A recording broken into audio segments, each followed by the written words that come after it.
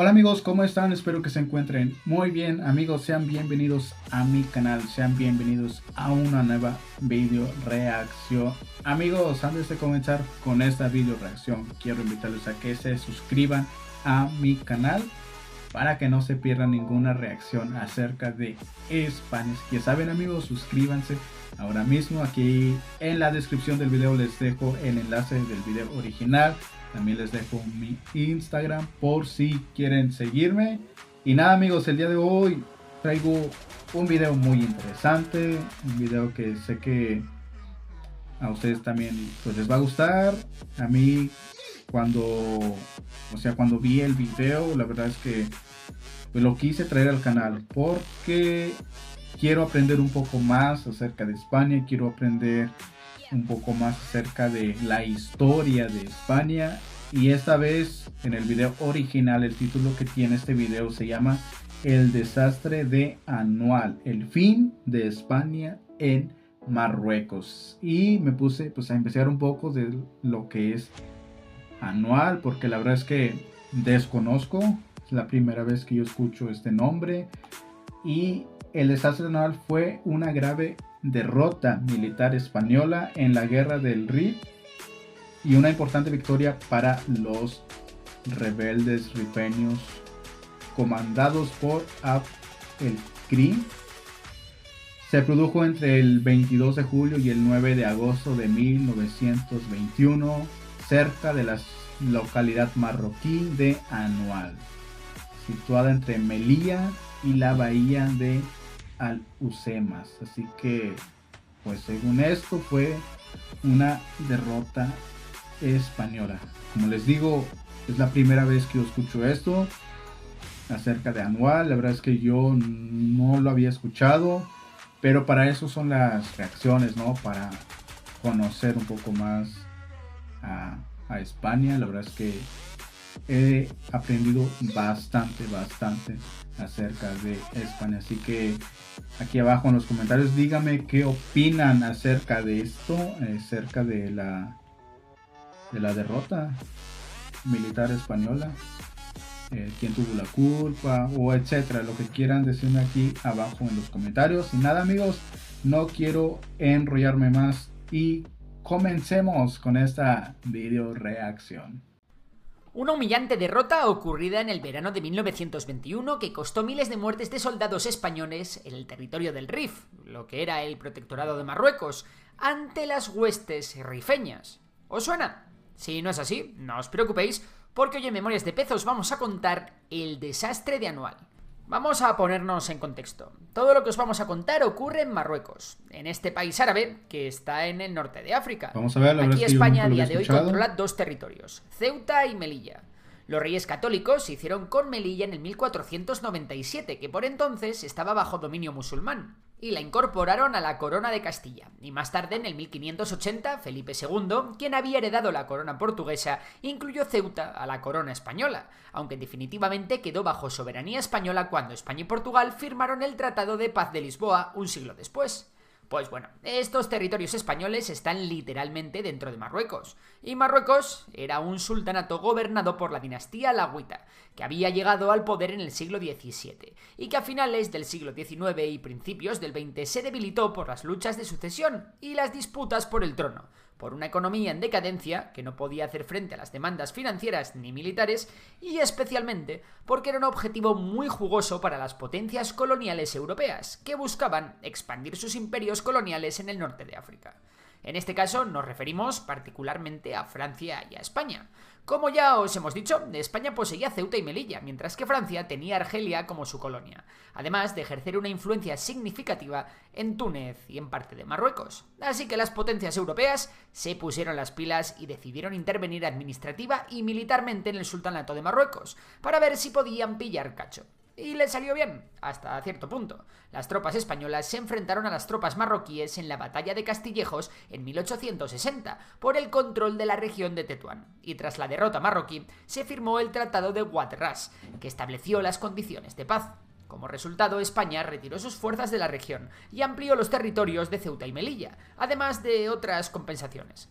Lejos de alcanzarse una paz perdurable, las revueltas y los actos de violencia estuvieron a la orden del día.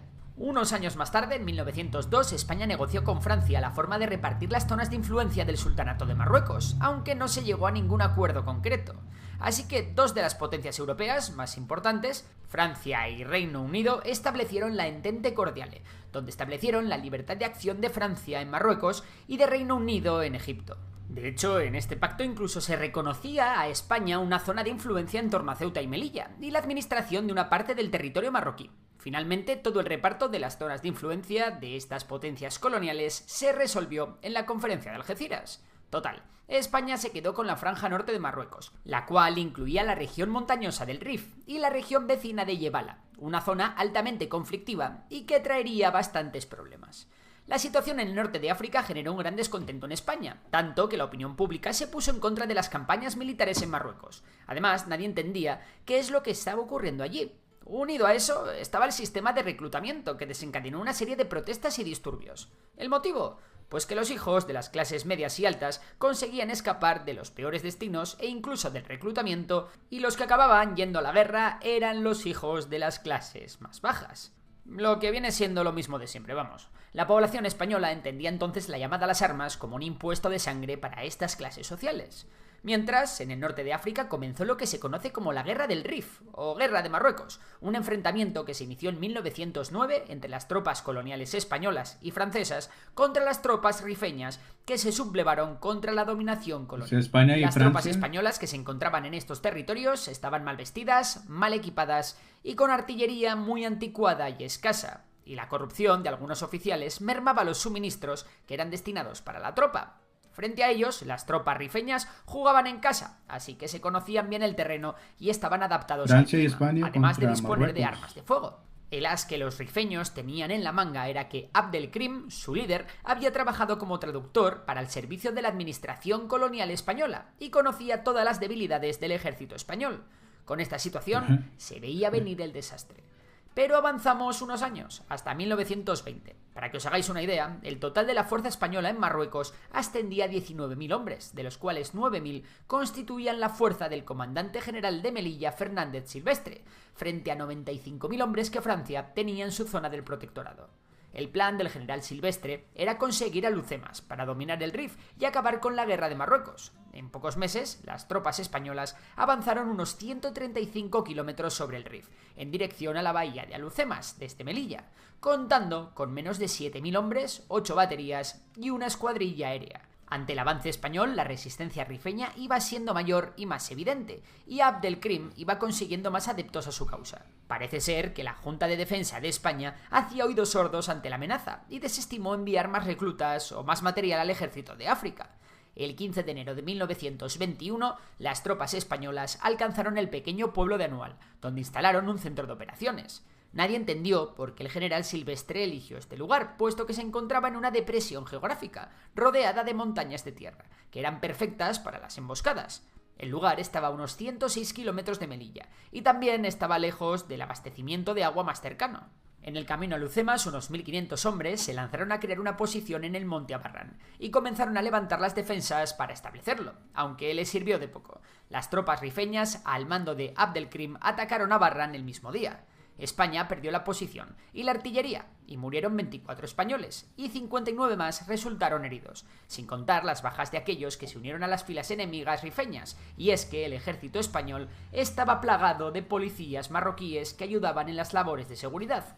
Todavía nadie se lo esperaba, pero se estaba mascando la tragedia y el desastre de Anual estaba comenzando. Ignorando la derrota en Abarrán, el general Silvestre siguió en sus 13 y decidió crear otra línea defensiva en Igueriben, a 7 kilómetros de Anual. Otra mala decisión que sumó este general, y otra derrota para el bando español. Esta posición fue continuamente atacada y sitiada, y los españoles que estaban allí ni siquiera tenían agua para beber ni víveres para comer. De 300 hombres que se encontraban en Igueriben, sobrevivieron 33, que se retiraron hacia Anual. Allí unos 6.000 hombres hicieron frente a unos 18.000 rifeños que estaban bajo el mando de Abdelkrim. Los datos desde luego dan que pensar, pero la situación que tenían estos soldados allí era incluso peor. Estaban desgastados física y moralmente. Apenas tenían munición y sus líneas de abastecimiento, tanto de reservas como de agua, estaban cortadas. El general Silvestre envió un radiograma a Dámaso Berenguer, que era el alto comisario en Marruecos, contándole su plan de evacuación de Anual. El plan era retirarse a Ben Tief y se reunirían con el resto de tropas españolas en Dardrius. El plan, que a priori parecía que iba a funcionar, fue un completo desastre. Se produjo de manera precipitada y caótica, aumentando la confusión de los soldados. En esa retirada, el regimiento de cazadores de Alcántara 14 de caballería, con 700 jinetes liderados por el teniente coronel Fernando Primo de Rivera y Orbaneja, intenta proteger la retirada de las tropas. Realizan acciones de flanqueo y rescate de heridos en medio del desorden. Pero igualmente es un fracaso. El general Silvestre debió de darse cuenta de que la había liado parda, y no se sabe si se suicidó o si se dejó morir a manos de los rifeños. Nunca encontraron su cuerpo, pero bueno, el resto de huidos de Anual se encaminaron hacia Sidi Idris. Sí que... Incluso la guarnición, que estaba en a 10 kilómetros de Anual, huyó, aunque de 200 hombres solo llegaron 80 a Sidi Idris. Estos 80 hombres se unieron a los 350 que ya estaban allí, pero finalmente solo sobrevivieron 16, tras otro asalto rifeño a la posición española. Desde la posición de Dardrius se mascaba la tragedia. El general Navarro, segundo jefe de la Comandancia General de Melilla, que había llegado a esta posición, decide esperar la llegada de refuerzos para continuar con la evacuación. El alto comisario Berenguer también decide que se concentren todas las tropas disponibles de la Comandancia General de Ceuta, además de la Legión, para defender Melilla, con el fin de que no se pierda la ciudad. En Dardrius, el general Navarro decide continuar con la retirada, agrupando bajo su mando a la guarnición de Dardrius y la columna procedente de Anual, que incluía un montón de heridos y enfermos que habían logrado escapar de manos rifeñas. Sin artillería, comida ni suficientes municiones, y siendo atacados por todos lados, el regimiento de Alcántara jugó un papel crucial en la agonizante retirada, ya que consiguieron proteger el camino y abrir el paso a la columna de retirada. Si no fuera por las incontables cargas de estos héroes, muchos más españoles habrían muerto en el desastre de Anual. A pesar de todo ello, poco antes de alcanzar las defensas españolas en el monte Arruit, la columna en retirada es atacada sobreviviendo solo 70 hombres de los 700 que habían partido de Dardrius. Y qué decir del regimiento de Alcántara, que en las cargas para salvar a la columna perdió casi un 90% de sus efectivos. Las cifras son completamente desoladoras. Entre los pocos hombres que acababan de llegar y la propia guarnición del monte Arruit sumaban 3.017 hombres. El problema en el monte Arruit era el mismo que en Dardrius. Las tropas españolas estaban sin agua y sin comida, bajo un sol abrasador y con la moral por los suelos, sabedores de que no iba a llegar ningún tipo de ayuda. El general Navarro es autorizado a negociar la entrega de la fortaleza del monte Arruit con Abdelkrim, pero se encuentra que tras un duro asedio y constantes ataques, la rendición de la guarnición española resulta una matanza enloquecida. Y es que los rifeños jugaron sucio, puesto que esperaron a que los soldados españoles se desarmasen y apilasen todas las armas para comenzar la masacre. De los 3.017 soldados que había al inicio del asedio, solo 69 lograron sobrevivir. Sobre los restos del campamento quedan miles de cadáveres que permanecen insepultos durante meses.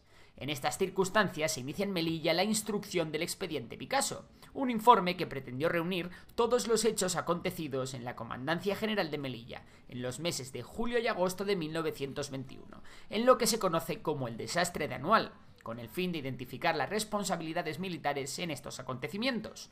Con las tropas refugiadas en Melilla y el expediente abierto, tras la desastrosa situación ocurrida en Anual y en el monte Arruit, el coronel Berenguer decide que las tropas que se encuentran en el frente occidental de Marruecos se desplacen a Melilla para defender la ciudad y comenzar la recuperación de las posiciones perdidas. La contraofensiva la realizaron unidades de la Legión y de los regulares, que recuperaron la mayor parte de las posiciones perdidas durante el desastre de Anual, ¿no? Pero ya era demasiado tarde, y la guerra se había cobrado ya muchas vidas. Abdelkrim había hecho prisioneros a un total de 350 hombres tras la derrota de Anual, entre los que se encontraba el general Navarro y otros oficiales. Una vez iniciado el expediente Picasso, se inician las negociaciones para lograr el rescate de los prisioneros, pero su liberación no se hace efectiva hasta un año después.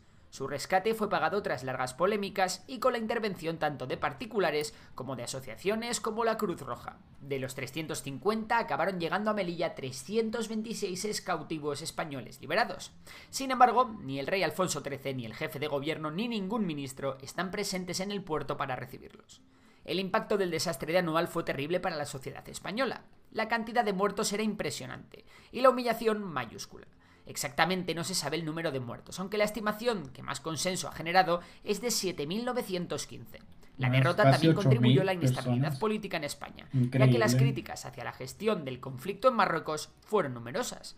Esta Yo polémica digo provocó la caída del porque se gobierno tomaron conservador malas del decisiones, político ¿no? Sánchez Guerra en 1922. Por Un año eso más fue tarde, y esta, aprovechando la este inestabilidad desastre de política, Anual. Miguel Primo de Rivera ¿Ustedes qué inició una opinan? ¿Qué dictadura en opinan España acerca de con el esto? beneplácito del rey ¿Qué Alfonso opinan XIII. acerca del Pero desastre esa de Anual? es otra historia que ¿De ya quién fue la contaremos. culpa? Mientras decirte que si te ha gustado el vídeo, ya sabes que Pero puedes darle a like, sus suscribirte y comentarios aquí seguirnos en nuestros abajo otros canales, en la Memorias de descripción del Dolly video. y Y nada, Memorias de amigos. Tiburón. Por Espero lo que les demás, haya un saludo gustado. y hasta la Nos próxima. vemos.